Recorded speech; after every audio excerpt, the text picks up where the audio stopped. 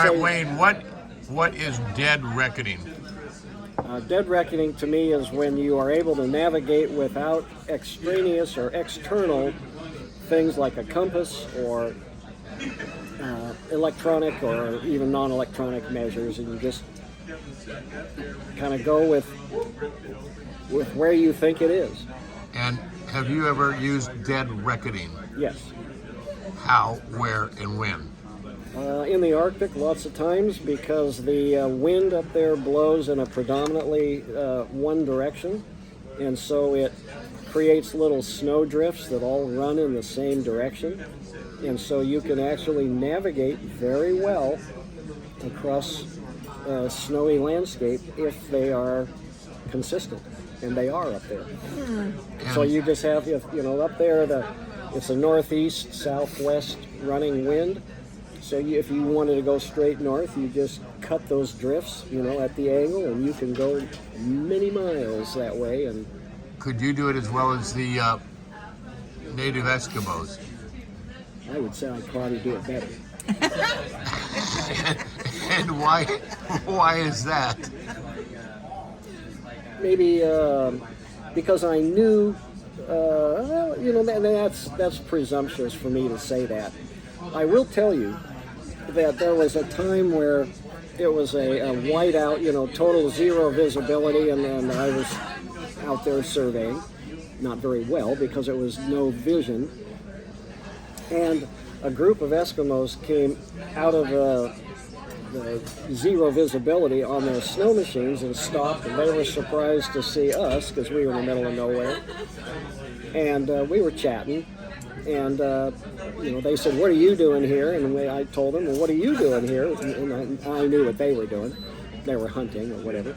And I said, "Well," I go, bad visibility out here. You guys are probably using good old Eskimo knowledge." And the guy goes, "Eskimo knowledge?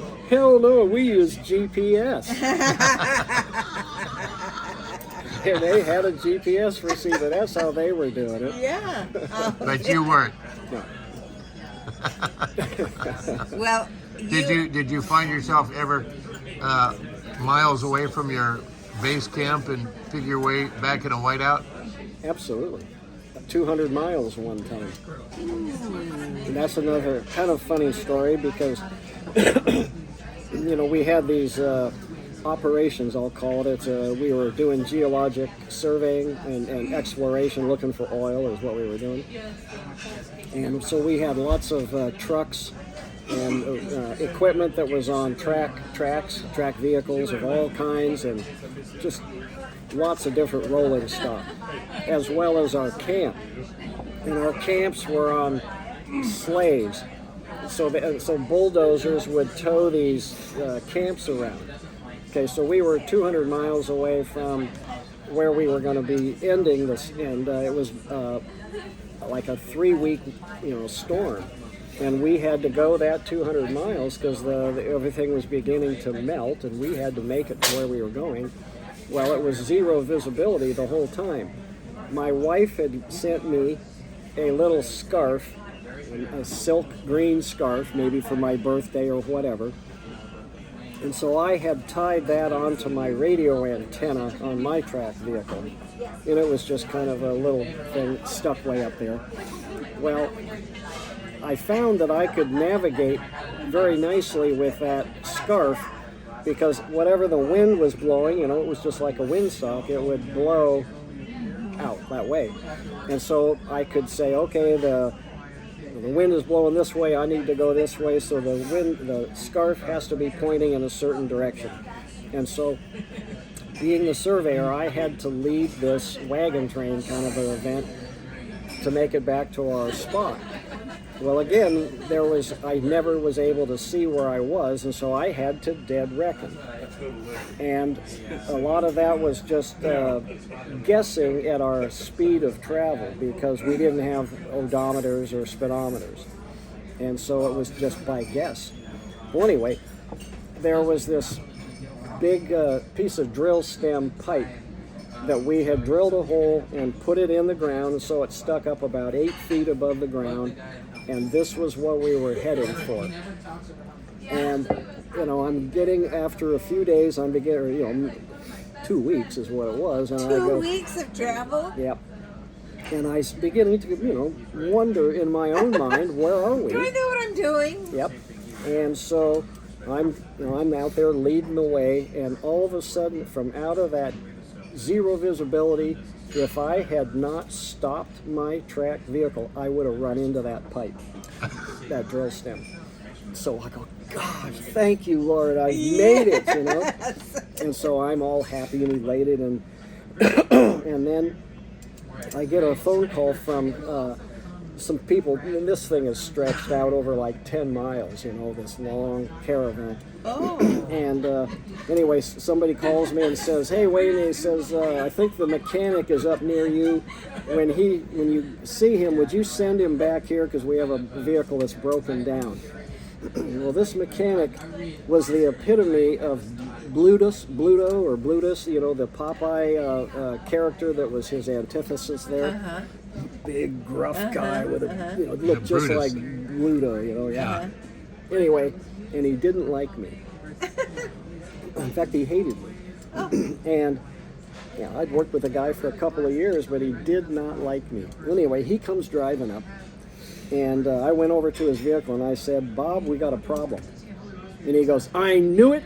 He goes, "You're lost, and you don't know where we're at, and we're screwed." And I said, "Well, no, not really. That's not our problem. As a matter of fact," I go, "right in front of my vehicle is that drill stem that we've been heading for." And I go, "The real problem is that there's a breakdown, and you got to go back and fix it."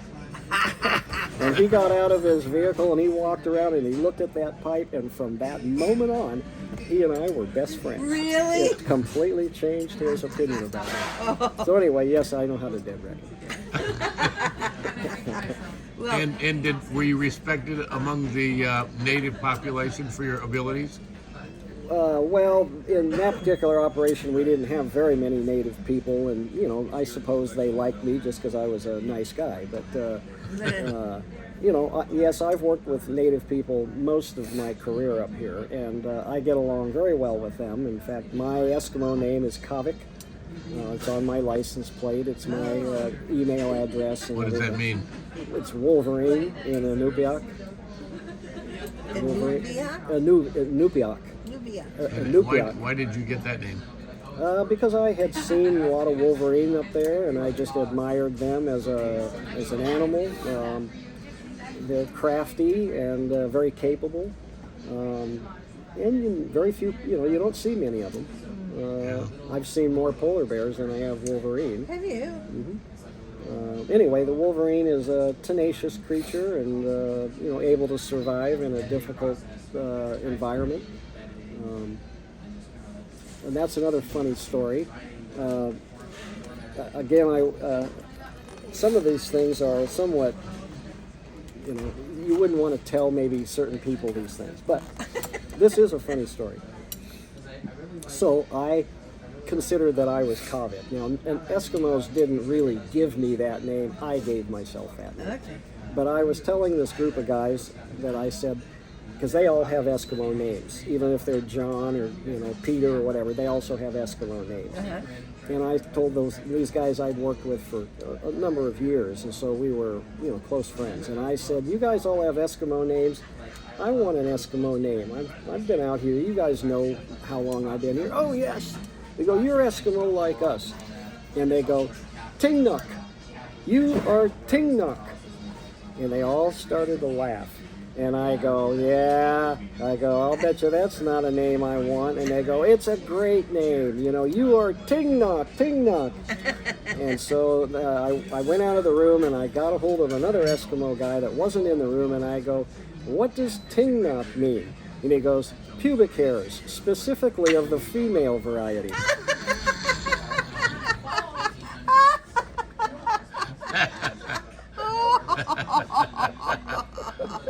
Oh, So my goodness. I use that as a password, but I don't use it as my name. Okay. No one will ever guess it. No, probably not. Well, in our family, you are famous. because for some reason you talk about dead reckoning. I don't know. That's right. What's the background on it? I don't know. And our I kids heard, I know might have heard a story you from years are ago. A dead reckoning guy. So now I got the story. Yeah. Now Thank you've got you. the story. Thank you. You're welcome. Yeah.